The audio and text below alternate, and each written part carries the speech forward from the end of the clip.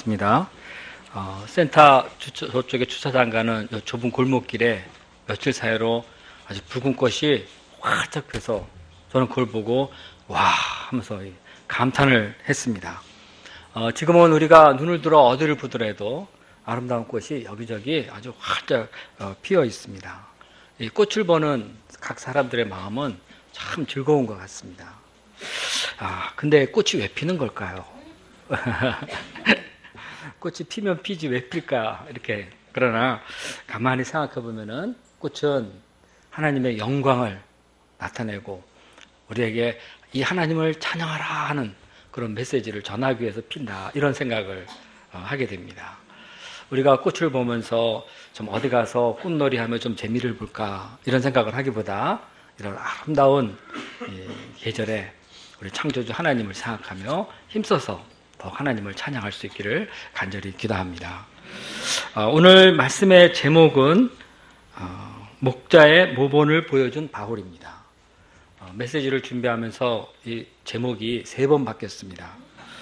눈물로 훈계한 바울 했다가 또 사명인 바울 했다가 다시 쭉 또 기도하고 해보니까 목자의 본을 보여준 바울 이렇게 하는 게 낫겠다 해서 오늘은 이렇게 제목을 정해서 함께 은혜를 나누고자 합니다. 요절 말씀은 35절입니다. 우리 함께 한 목소리로 읽어보겠습니다. 자, 시작.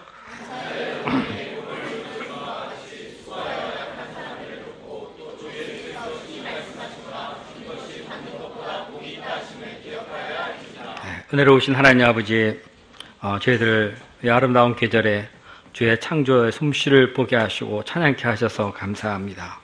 오늘은 특별히 저희가 날을 구별하여 거룩하게 주님 앞에 거룩한 날로 주님 앞에 모였습니다. 이 시간 우리의 예배를 축복하여 주시고 저희들에게 필요한 한마디 말씀을 주시기를 간절히 기도합니다. 예수님의 이름으로 기도했습니다. 아멘. 1931년 한서 남궁옥 선생이 연희 전문학교 졸업식에서 이런 축사를 했다고 합니다. 오늘 아침 내가 여러분을 보러 놀래미라는 높은 고개를 넘어왔습니다. 간밤에 많은 눈으로 길이 모두 없어져서 앞서간 발자국만 따라가다가 그만 길을 잘못 들고 말았습니다. 그래서 저는 다시 원래의 길을 찾아내서 눈을 옆으로 다 치우고 걸어왔습니다. 그래야 내 뒤에 오는 사람도 내 발자국을 따라 바른 길로 찾아올 수 있기 때문입니다. 여러분, 사람이 간 발자국이라고 해서 생각 없이 따라가서는 안 되고 그보다도 내 발자국을 따라오는 사람들이 내 뒤에 많이 있다는 것을 알아야 합니다. 교문을 나서는 여러분의 발길의 방향은 어디입니까? 자, 오늘 본문을 보면은 사도 바울이 밀레도에서 에베소 교회의 장로들에게 전해주는 고별 메시지가 주 내용을 이루고 있습니다. 바울은 에베소에서 소동이 일어나 서둘러 이곳을 떠나야 했습니다. 그는 이때 마게도냐를 거쳐 예루살렘으로 가고자 했는데 이 과정에서 이런저런 곡절을 겪다가 에베소 근처에 있는 밀레도 항에 잠깐 내리게 되었습니다. 그때 그는 이때 그 에베소까지의 거리가 약 45km 정도입니다. 이때 바울은 그곳에 사람을 보내어서 에베소 교회 장로들을 초청했습니다. 그리고 그들에게 이제 정식으로 고별 메시지를 전합니다. 이때 바울은 아시아에서 들어온 첫날부터 지금까지 내가 항상 여러분 가운데서 어떻게 행하였는지를 여러분이 아는 바니 하면서 말을 시작합니다. 이것은 자신이 그동안 에베소 교회를 어떻게 개척하면서 또 양들은 어떻게 섬겼는지를 여러분 그것을 기억하면서 이런 나의 본을 따라서 양들을 섬겨주시기를 바랍니다 하는 말입니다. 그래서 오늘 본문 내용 자체는 에베소 교회 장로들이 따라가야 할 바울의 발자취, 곧 그 모본에 관한 것입니다. 사실 이것은 에베소 교회 장로들만 배워야 할 것이 아니라 오늘 양들의 목자로서 살고 있는 우리 모두가 다 함께 배워야 하는 것들입니다. 좋은 본을 따라가는 사람은 좋은 결과를 낳을 것입니다. 왜냐하면 그 뒤에 따라오는 사람도 그 본을 배우고 따라오기 때문에 그렇습니다. 자, 이런 점에서 우리가 오늘 주님의 귀한 종 바울의 본을 배울 수 있게 되어서 참 감사합니다. 이 시간 바울이 어떤 점에서 본이 되었는지 우리 함께 배우면서 우리가 좀 더 본이 되는 그런 성숙한 목자로 주의 종으로 성장할 수 있기를 간절히 기도합니다. 자, 첫째, 바울은 겸손과 눈물의 본을 보였습니다. 우리 다 함께 19절 말씀을 읽어보겠습니다. 자, 시작.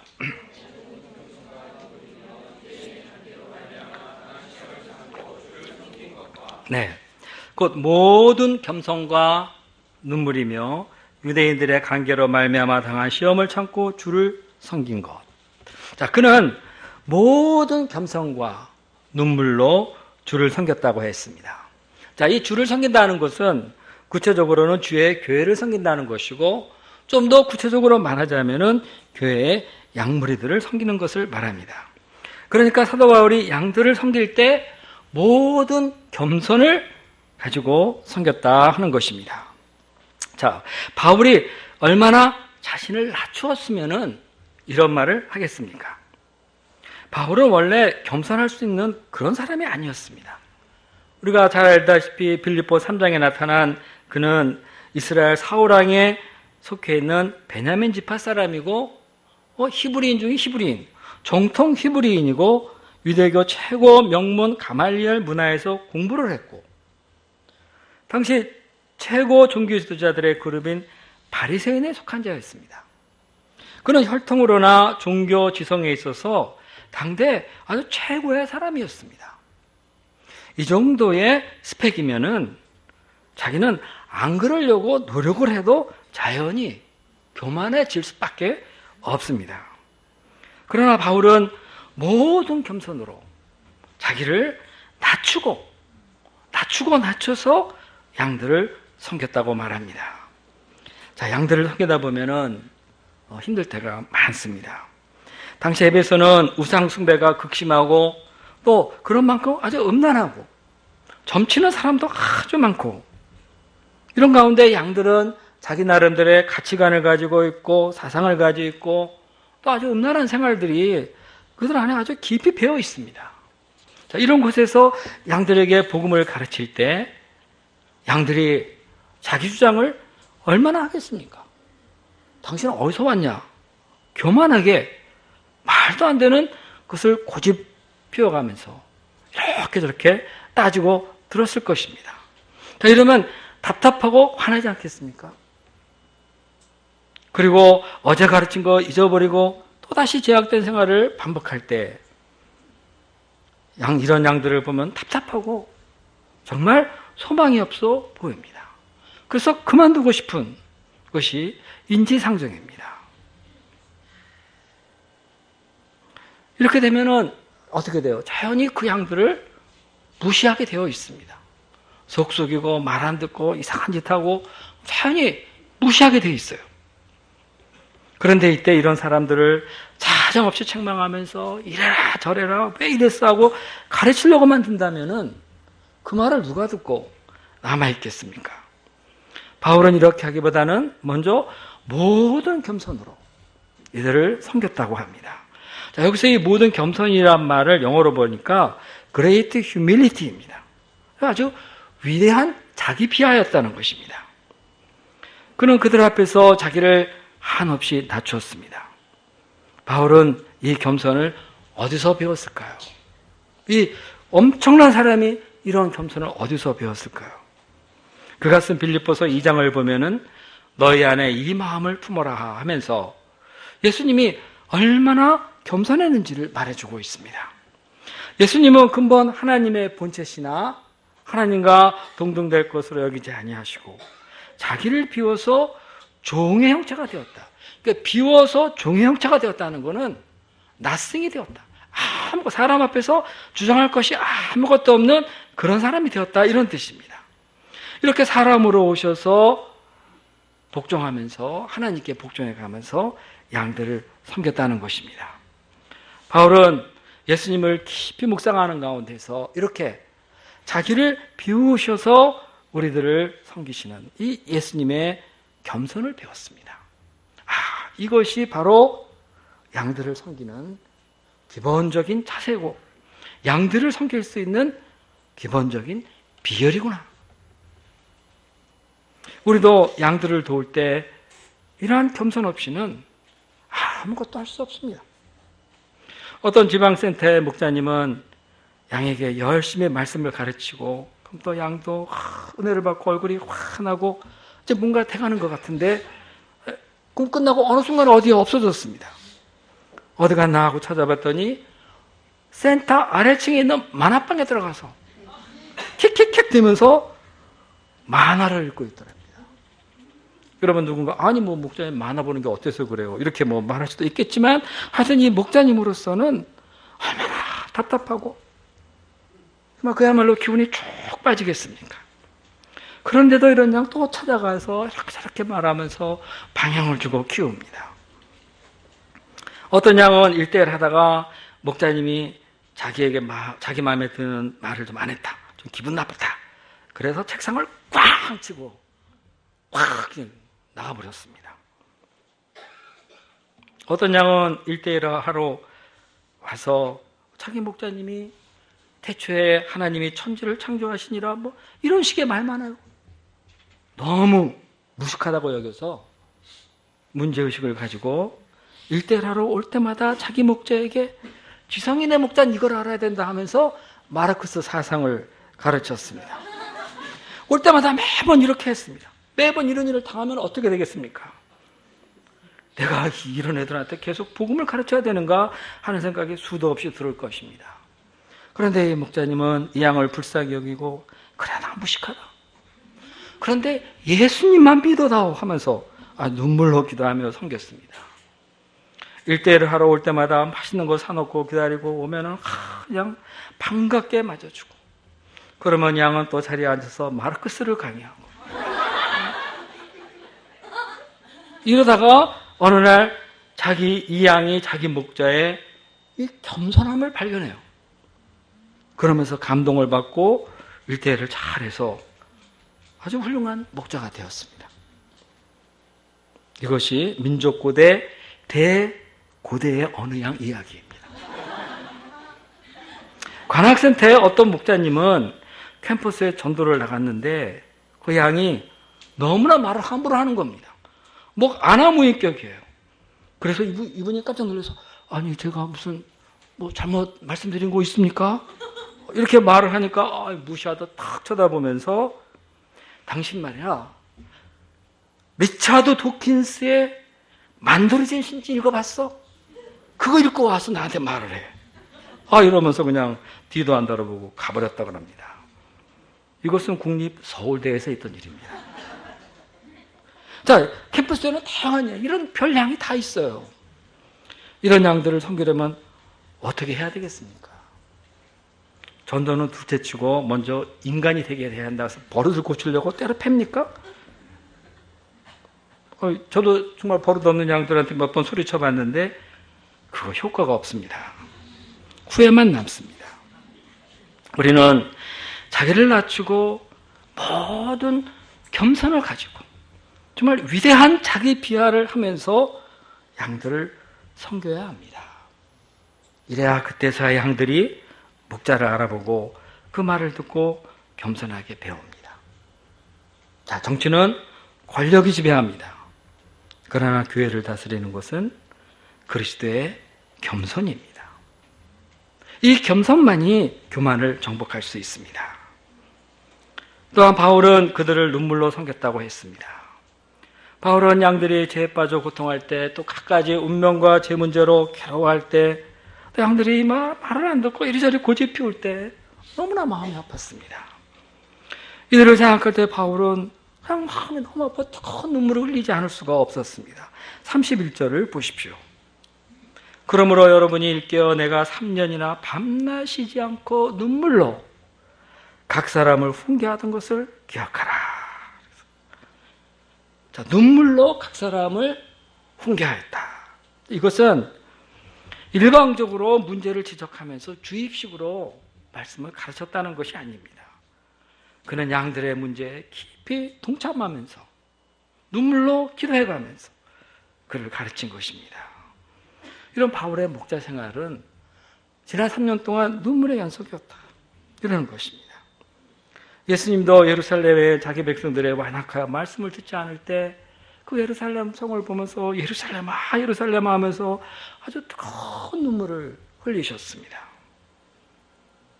그런데 요즘 우리는 목자인데 양들을 위한 눈물을 많이 잃어버린 것 같다는 생각이 듭니다. 물론 간절함으로 눈물로 기도하는 분들이 적지 않습니다만 그동안 양들에게 너무나 이런저런 일을 많이 당해서 그런지 양들을 위한 눈물을 많이 잊어버린 것 같습니다. 그놈들 이렇게 생각을 딱 들어오게요. 당장 저만 해도 마음이 무덤덤해서 양들을 기도할 때, 위에 기도할 때 눈물이 잘 나오지 않습니다. 제가 이런 양들을 불쌍히 여기는 심정이 부족한 것 회개합니다. 제가 양들 한 사람 한 사람을 살펴보면서 그들이 어떤 어려움을 겪고 있는가, 그들의 영혼을 위해서 간절히 기도하는 눈물로 기도하는 목자가 될 수 있기를 간절히 기도합니다. 바울은 또한 유대인의 간교로 말미암아 당하는 시험을 다 참고 주님을 섬겼다고 했습니다. 바울은 그래도 그들은 우리의 동족이야 이렇게 하면서 그들에게 누구보다도 먼저 복음을 전했지만 그들은 바울을 방해하고 미워하고 쫓아내고 그리고 더 나아가서 그가 어디를 가든지 쫓아가면서 그야말로 원수 죽이듯 따라가서 죽이고자 했습니다. 바울은 이런 유대인들로 말미암아 많은 시험을 겪어야 됐습니다. 내가 이걸 어떻게 해야 되는가? 이런 방해가 있을 때는 어떻게 됩니까? 양들이 다 놀라서 흩어져 버려요. 그동안 열심히 가르쳤는데 유대인들이 방해하고 막 그냥 난리를 피면 양들이 깜짝 놀라서 이리저리 다 가버립니다. 에베소에서도 처음 석 달 회당에서 가르쳐서 이제 양들을 제대로 세울만 했는데 유대인들이 또 바울을 비방하면서 소동을 피고 쫓아버렸습니다. 그러나 바울은 이들의 이 모든 것을 참으면서 새로운 장세를 물색해 두란노 어디 강의할 데 없나 하면서 두란노 서원을 찾아서 그곳에서 양들을 위해서 계속 복음을 전했습니다. 자, 둘째, 바울은 전도자로서의 분을 보였습니다. 20절을 보십시오. 유익한 것이든 무엇이든 공중 앞에서나 각 집에서나 꺼리낌 없이 여러분에게 전하여 가르치고. 자, 여기서 꺼리낌 없이 전했다 이런 말은 주저하지 않고 망설이지 않고 전했다는 겁니다. 에베소와 같은 우상의 도시, 음란의 도시, 또 유대인들이 방해하는 그런 곳에서 길에서든 어디서든지 망설이지 않고 복음을 전한다 하는 것은 그 자체가 참 위험한 일입니다. 어디서 어떤 원수가 확 튀어나와 또 바울의 멱살을 잡고 폭력을 가할지 모릅니다. 그러나 그는 양들에게 유익한 것이라면 거리에서든 집에서든 장소를 가리지 않고 주저앉고 열심히 전도하였습니다. 자, 이런데 바울의 이 증거하는 핵심이 무엇입니까? 21절을 보십시오. 우리 다 한번 읽어볼까요? 21절 유대인이나 헬라인들에게나. 자, 시작. 유대인이나 헬라인에게나 하나님께 대한 회개와 우리 주 예수 그리스도에 대한 믿음을 증언한 것이다. 자, 바울은 상대가 유대인이든 헬라이든 가리지 않고 그들 모두 다 구원받아야 되는 사람이기 때문에 그들의 구원을 위해서 먼저 하나님께 대한 회개를 전했습니다. 회개를 전한다. 이거 상당히 부담스러운 일입니다. 전하는 것도 부담스럽고 듣는 것도 부담스럽습니다. 회개를 받아들이려면 내가 죄인이라는 것을 인정해야 됩니다. 그리고 이제는 이 죄를 버리고 하나님께로 온전히 돌이켜야 됩니다. 그래서 사람들은 자신이 죄인인 것을 살짝 인정하고 깊이 인정하지 않습니다. 적당히 회개하는 신용을 하고 그러면서도 복음은 영접해 구원받고자 합니다. 그러나 바울은 회개에 관한 아주 분명하게 말했습니다. 우리가 로마서를 보면 알지만은 의인은 하나도 없다. 하나도 없다. 모든 사람이 죄를 범했기 때문에 하나님의 영광에 이르지 못한다. 그러니까 아무도 구원받을 사람이 없다. 그러니까 누구든지 구원을 원한다면 먼저 회개하고 하나님께로 돌이키면 안 된다. 영어를 보니까 must turn to God 이렇게 아주 하나님께로 돌이키지 않으면 안 된다 하고 아주 단호하게 말하고 있습니다.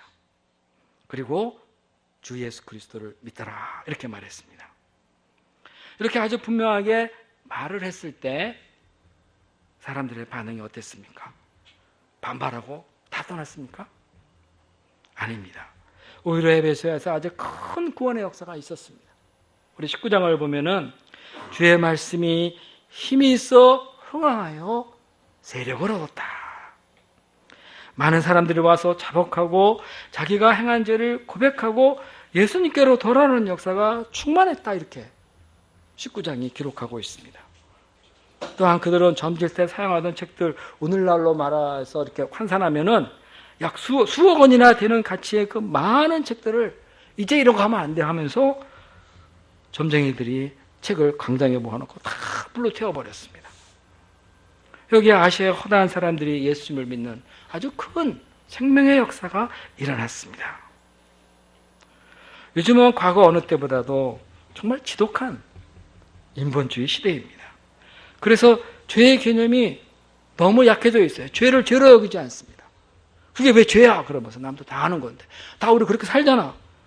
죄에 대한 개념이 아주 약합니다.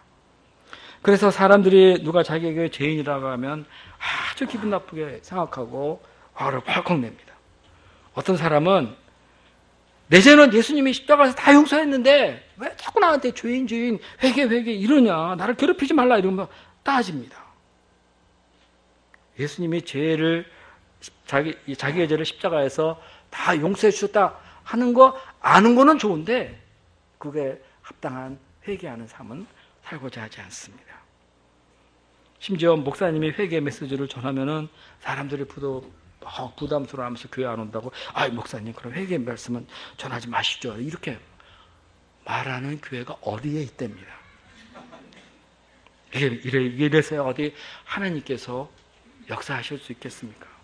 예수님은 피를 흘려서 죽으셨는데 죄 때문에 어떻게 회개가 없이 복음을 증거할 수가 있습니까?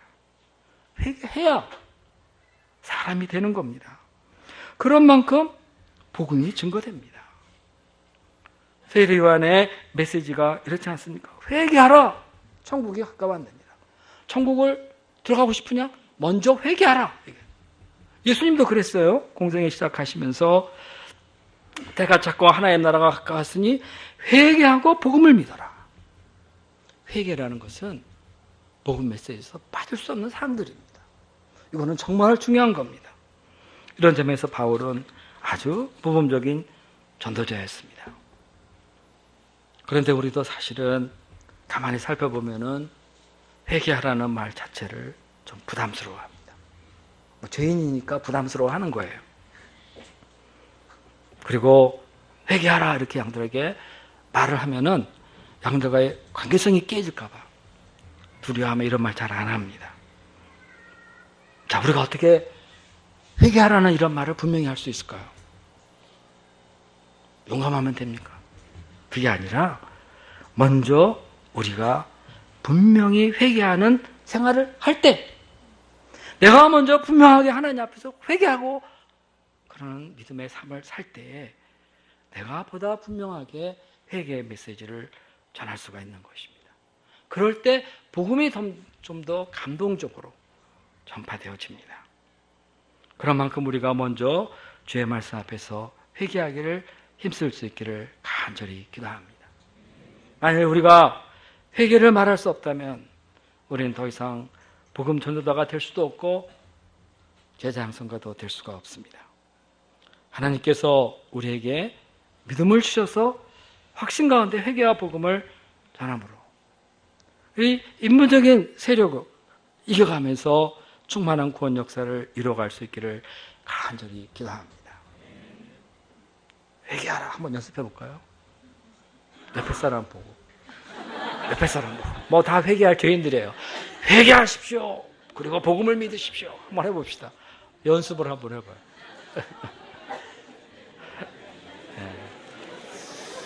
여전히 말하는 게 이제 우리가 하다 보면은 아무리 시켜서 하는 거라도 여전히 말하기가 부담스럽고 또 듣자니 좀 찔립니다.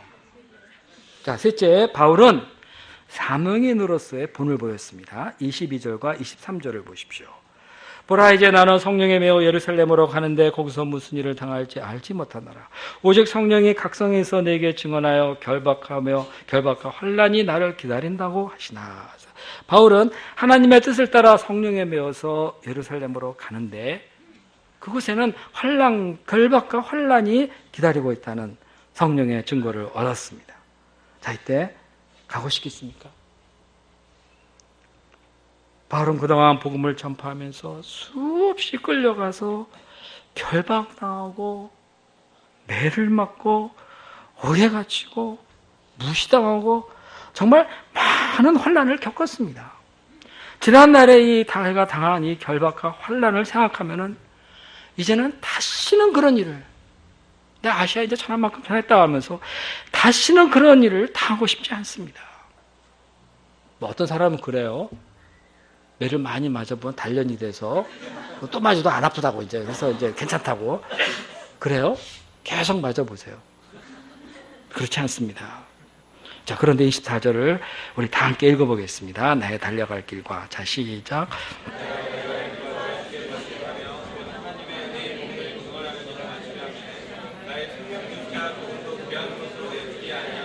네, 저도 한번 읽어보겠습니다. 나의 달려갈 길과 주 예수께 받은 사명 곧 하나님의 은혜의 복음을 증거하는 일을 마치려 하면은 나의 생명을 조금도 귀한 것으로 여기지 아니하노라.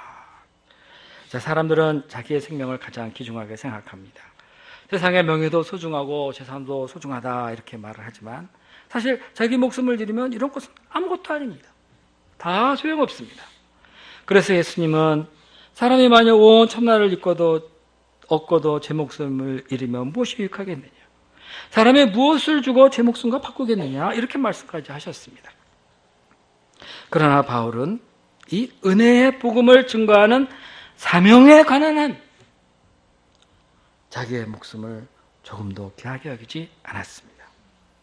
이 사명은 어떤 사람이나 단체가 그에게 준 것이 아닙니다. 바로 주 예수 그리스도께서 그에게 직접 주신 것입니다. 이 사명은 얼마나 값진 것입니까? 이 사명은 허다한 사람을 구원하고 살리는 겁니다. 지난 이틀 동안 일본에서 지진이 발생해 집이 무너지고 그로 인해 많은 사람이 죽었습니다. 그리고 일본 정부는 그 안에 갇힌 사람을 어쩌든지 한 명이라도 더 구하고자 온 힘을 다하고 있습니다. 그제는 세월호 2주기가 되는 날입니다. 그때 우리는 구해내지 못한 어린 300여 명의 학생들이 생명을 아직도 안타까워하면서 눈물로 추모하고 있습니다. 이렇게 세상에서의 생명도 우리가 귀중하게 여기고 그러는데 하물며 사람이 복음을 듣고 영생을 얻게 하는 이것은 얼마나 값진 일입니까? 이 세상에서 복음을 전하며 사람을 구원하는 일만큼 귀하고 의미 있는 일이 어디 있겠습니까?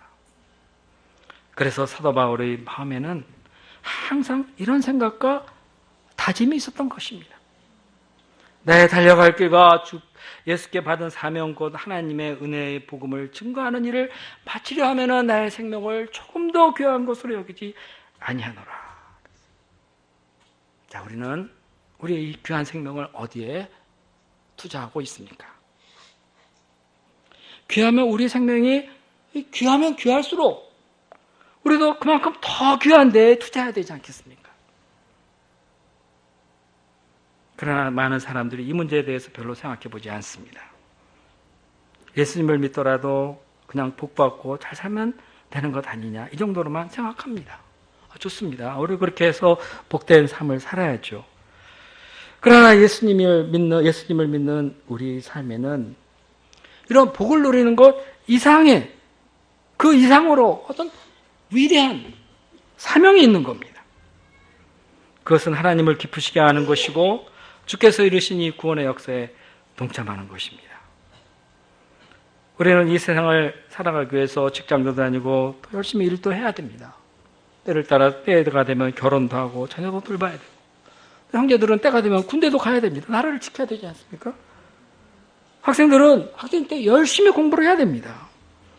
이런 모든 일들을 우리가 가볍게 여길 수 없습니다. 이것도 그 안에 나름대로의 우리에게 주어진 사명이 있습니다. 그런데 이런 사명이, 그 사명 하나하나 자체가 위대해지려면, 이런 사명으로, 작은 사명으로 구성된 우리의 삶이 정말 위대해지려면 좀 더 근본적인 우리의 삶의 중심을 잡아주는 그 무엇을 위한 사명,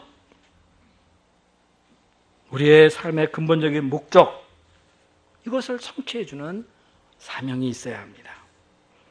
만약에 우리의 삶의 중심을 근본적으로 잡들어주는 이 사명이 없다면은 우리는 우리의 삶을 향방 없이 이거 좋네 하고 이렇게 잠깐 하고, 이거 좋네 이렇게 하고 그냥 당장 눈에 보이는 것을 따라가다가 어디로 가는지 모르고 우리의 삶을 마치게 될 것입니다. 인생 허비하게 됩니다. 그러나 바울은 하나님의 은혜의 복음을 증거하는 사명에 자기 인생에 절대 가치를 두고 이 삶을 중심으로 살았습니다. 그래서 그는 어디에서 무슨 일을 하든 삶의 방향, 그 목적이 아주 분명했습니다. 자, 우리 모두는 목자여 선교사라는 타이틀을 가장 중요하게 여기고 있습니다. 왜냐하면 여기에는 세상 어떤 것과도 바꿀 수 없는 복음 증거의 사명이 있기 때문에 그렇습니다. 우리가 이 사명은 세상 어떤 것과도 바꿀 수 있겠습니까? 야, 내가 너 얼마나 줄 테니까 이 사명을 버려라. 그럼 버릴 사람이 있어요? 우리 목자들은 안 버립니다.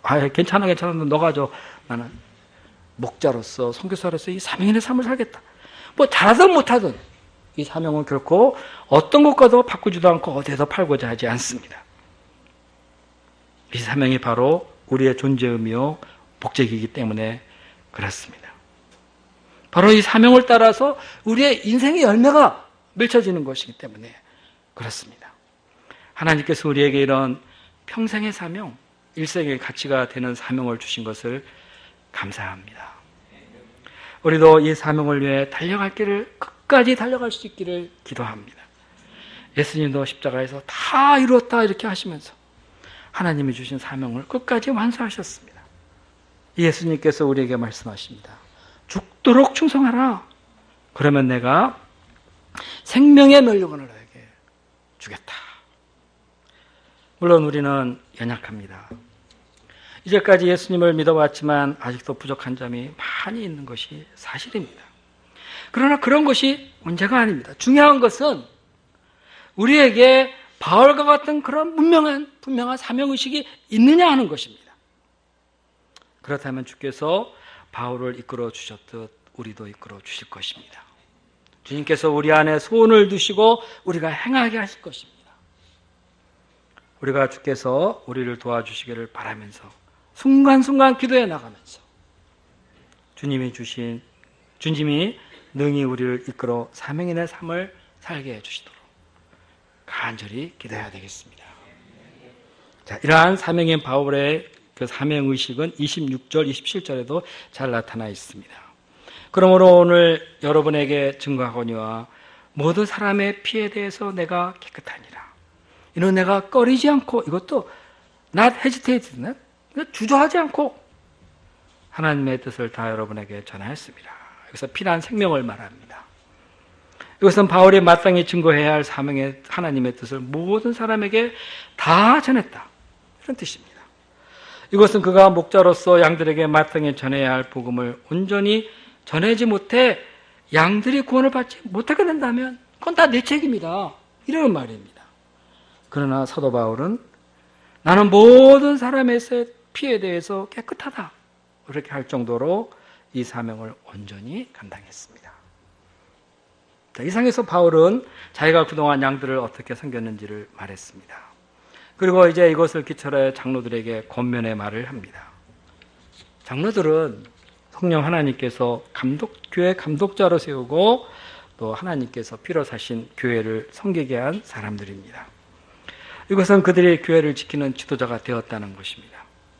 물론 사나운 이리가 나타나서 양떼를 아끼지 아니하고 또 잘못된 말로 양들을 유혹해서 저리 자기를 따르게 하고 끌고 다닐 것입니다.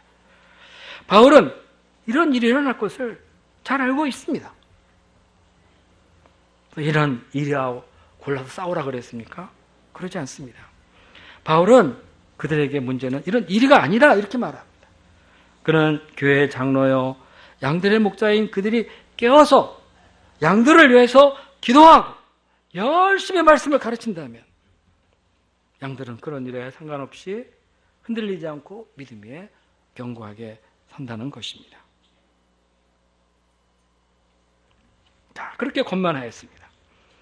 자, 오늘날에도 온갖 세상에 거짓 사상이 많고 각종 이단들이 교회의 양들을 해치고자 합니다.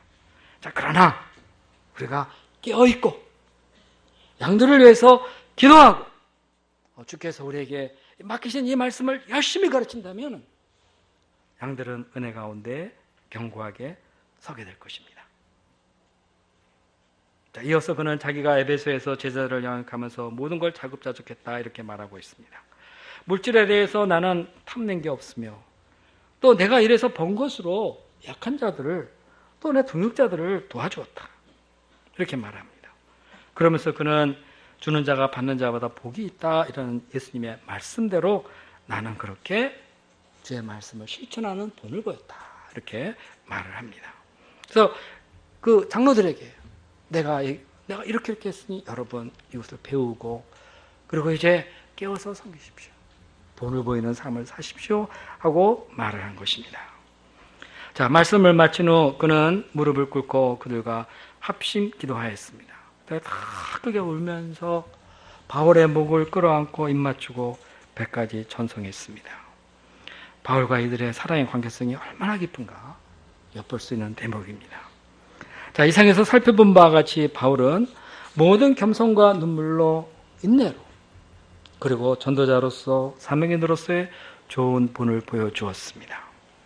이렇게 본이 되는 모습을 보여줄 때 양들은 이것을 배우고 따라가게 됩니다. 바울은 이 모든 것을 예수님으로부터 배웠습니다. 그는 예수님을 삶을 본받아 이렇게 양을 섬긴 것입니다. 실제 예수님은 우리 삶의 모든 면에서 본이 되어 주셨습니다. 자, 우리가 성경 공부를 열심히 해야 되겠습니다. 그럴 때 우리는 예수님을 배우고 예수님은 이렇게 하셨구나 하면서 예수님을 본받으면서 목자로서 사명인으로서의 삶을 살아갈 수 있습니다.